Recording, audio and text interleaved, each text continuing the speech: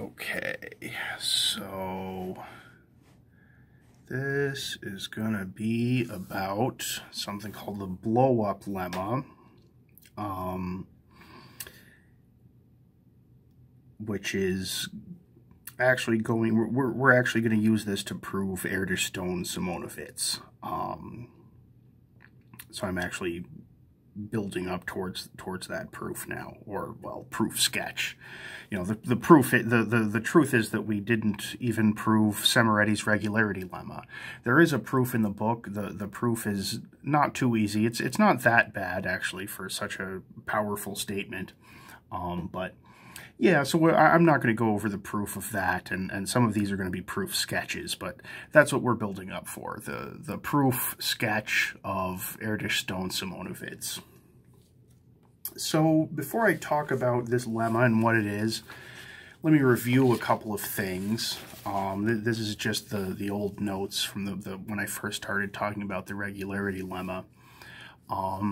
So, right, I mean, pretty much after defining epsilon regular pairs, we talked about this proposition, which is just saying if you have an epsilon regular pair with a certain density, then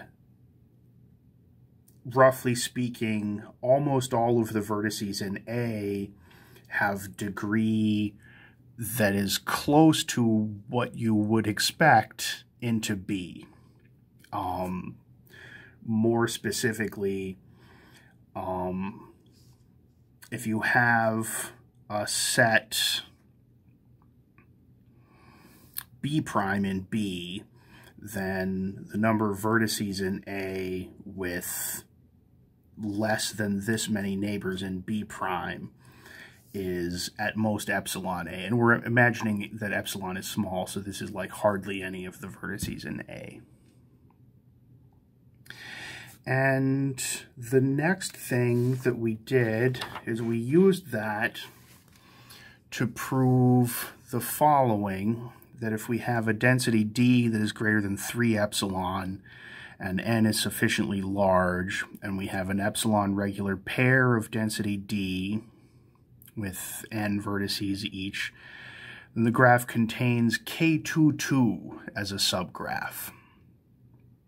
And if you remember, the way we did that was we took our epsilon regular pair. The first thing we did was we cut out the few vertices that don't have a large enough degree into B. And then I just chose V to be one of the vertices that did have a degree large enough. And when I say large enough, I mean D minus epsilon times n. Then we chose a second vertex, U, and I just wanted to make sure that U had a large enough neighborhood into this, which is the neighborhood of V. And I'm allowed to do this because I can call this set B prime in use of this proposition that we were talking about. I can call whatever subset of B I want. I can call that B prime.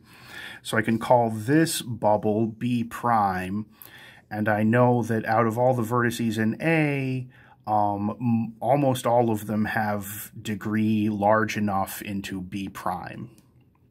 And that's how we found our K22, because basically all I need is 2 vertices over here and 2 vertices over here, such that like both of these are adjacent to both of these. And so basically once I find a U that has at least 2 neighbors in here, then I'm good. Okay, so the blow up lemma is a generalization of this.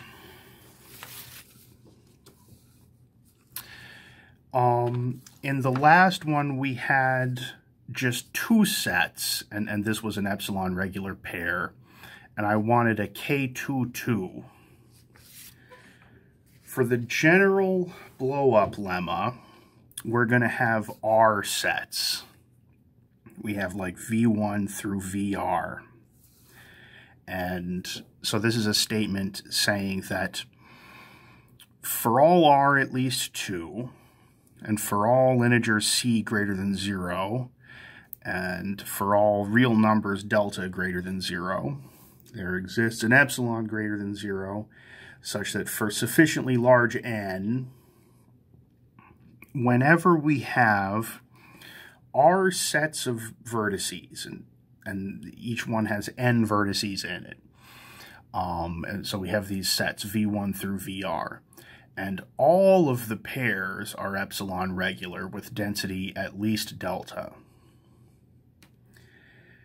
then that graph contains this subgraph. So what do I mean by this subgraph? Well, here's a picture of it. This is a complete R-partite subgraph. It has R parts. Each part has size C. And other than that, it's just a complete R-partite subgraph with those parts. So this is like our generalization of K22. K22 would be like if R was 2 and C was 2, right? So this is how this generalizes.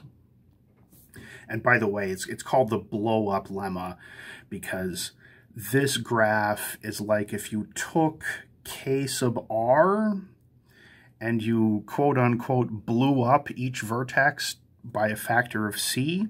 When we say blow up, this is equivalent to operations that we've talked about, such as duplicating a vertex.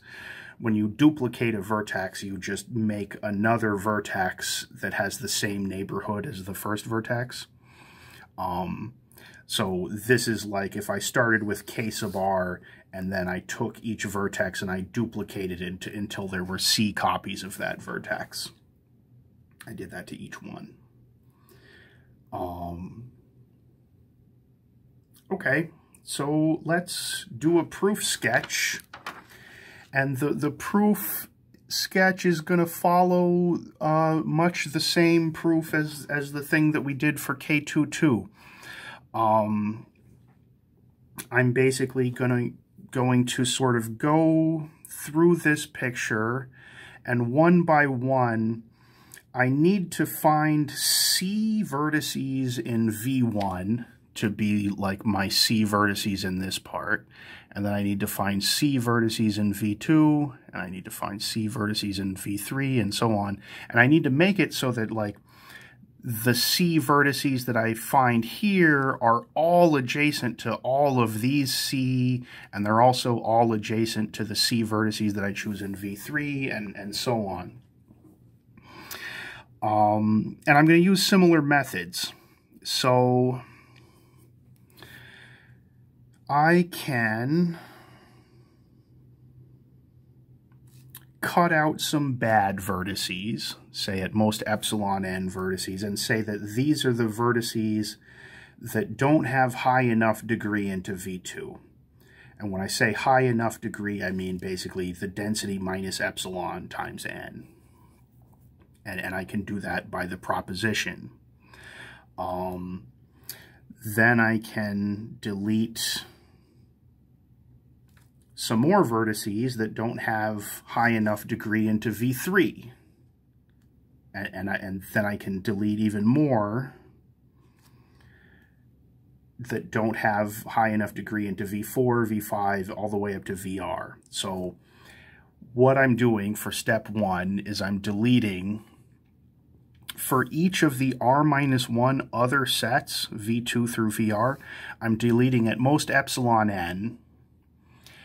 And after I'm done deleting those, any vertex that's left has high enough degree into all of these.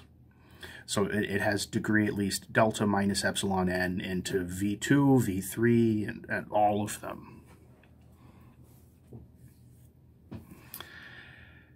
Now I'm just going to pick one vertex in V1.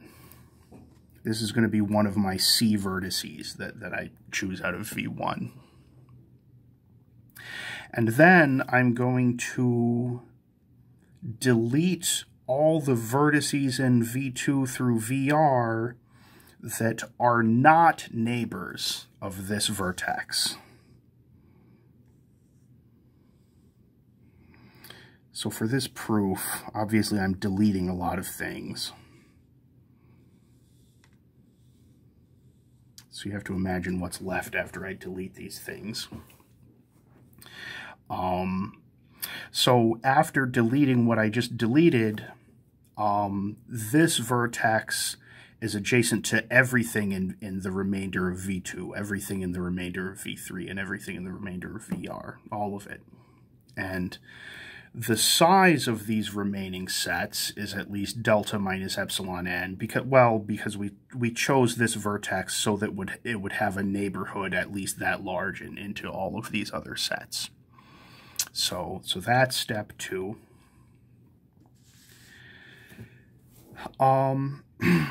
Step 3 is basically to repeat steps 1 and 2 C times, or, well, you know, maybe C minus 1 times, because we already did it once. Meaning, I'm going to do this again. Out of the vertices in V1, or the remainder of V1,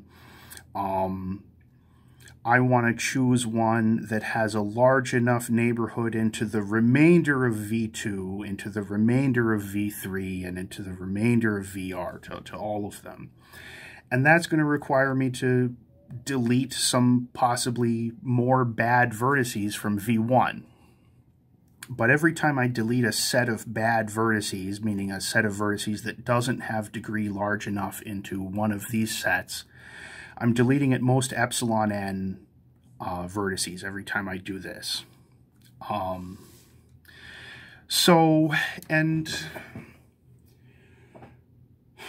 the reason why this is a proof sketch is because I just don't want to bother chasing the constants around. You know, this is a statement where, you know, I guess there are questions about, like, how large does n need to be in terms of r and c and all of this, and, like, how small does epsilon need to be and all of this stuff. Roughly speaking, epsilon should be much smaller than delta, and n should just be very large, and I don't want to worry about it. So I'm going to be a little bit sketchy about what's required, but I'll give you a hint. Here's a hint. We were just talking about step 3 and how we were going to repeat 1 and 2 C minus 1 times. In the end, I need to find C vertices in here. I guess I don't know what C is, so I don't know how many points to draw. But I need to find C vertices to be in my blow up K sub R of C. And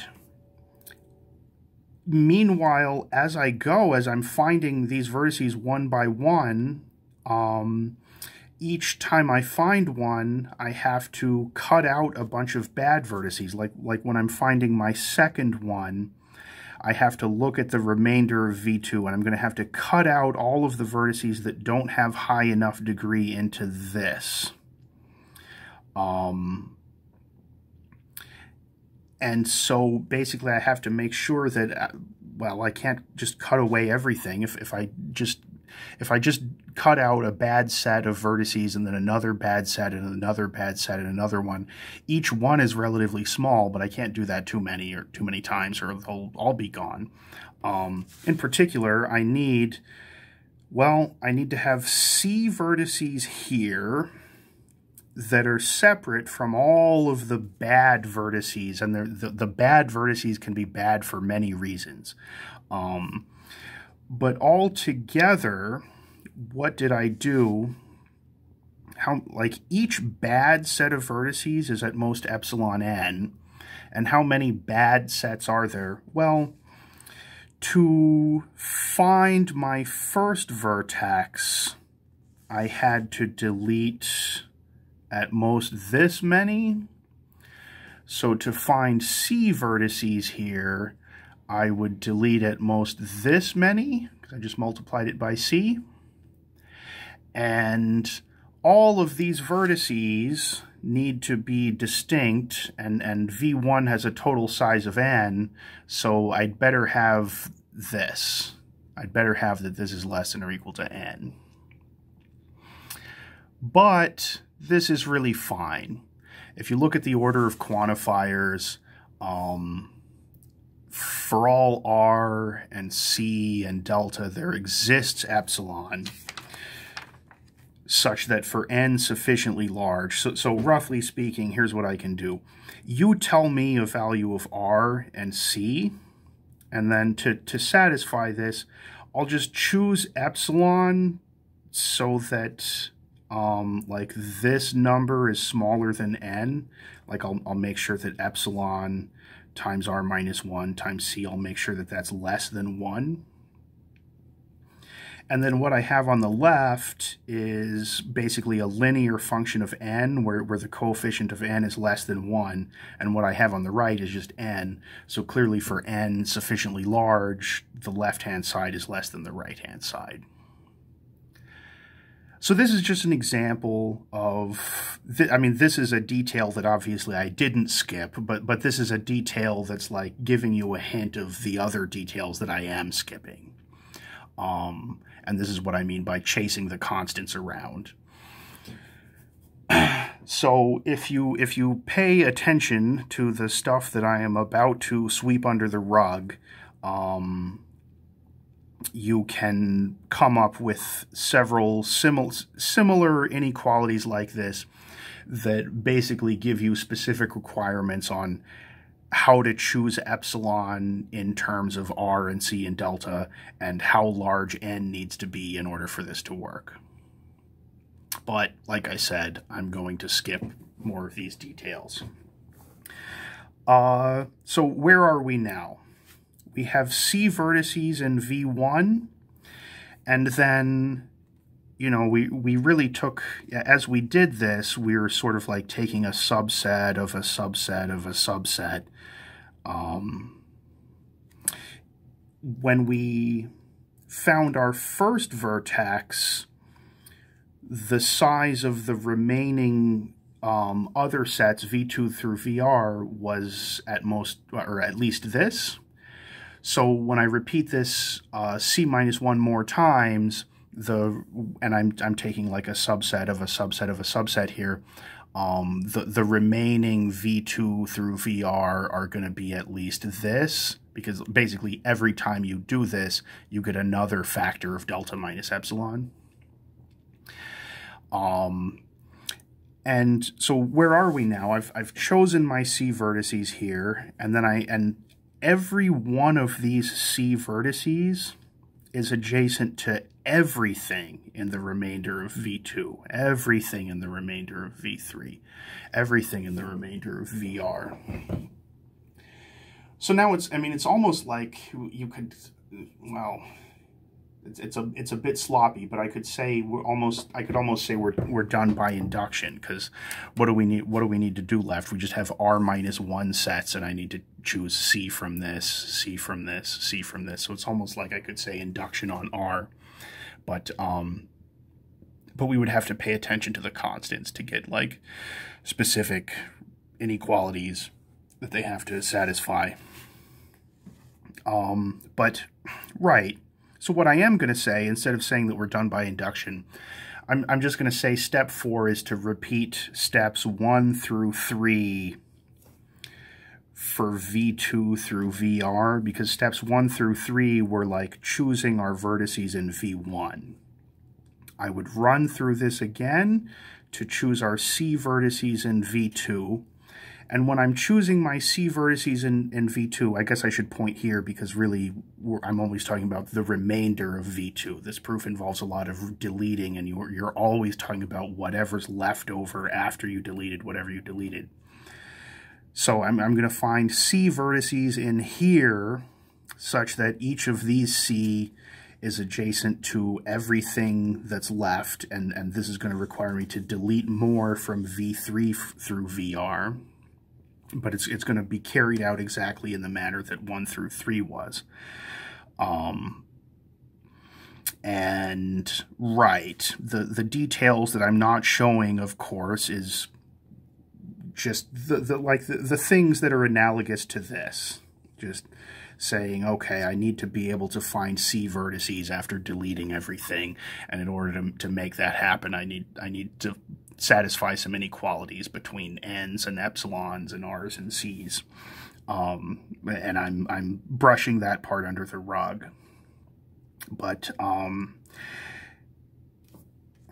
here's, yeah, so just to throw you another tidbit that I'm not brushing under the rug, I said, like, for example, the final set VR, because when I did steps 1 through 3 once, the remaining V2 through VR was at least this big. And I'm about to do this again to choose my C vertices in V2, and that's going to shrink V3 through VR. And then I would find my vertices in V3, and that would shrink V4 through VR. So poor little VR is getting shrunk and shrunk and shrunk. It gets, every time I find a vertex to go in one of my C vertices, it shrinks by a factor of delta minus epsilon. And if this happens C times here, C times here, C times here, then it's happening a total of C times R minus 1 times. So in the end, C, or delta minus epsilon to this power times n, that's the bound we have on the size of VR. And of course, I'm going to need to find C vertices in there. So this number needs to be greater than or equal to C. But once again, delta is, you give me delta, like delta comes first in the quantifiers, so you're fixing R, C, and delta, and I based on that, I get to name any epsilon and any sufficiently large n, and it's clear that, yeah, I mean, I guess you can fix all of this, and then for n sufficiently large, clearly this number is greater than or equal to this number. So that's another example of a detail that I thought I would just throw in there because it's not too hard to talk about. Chasing the constants through the whole proof is a bit tedious, but it does work. So yeah, that is the blow-up lemma.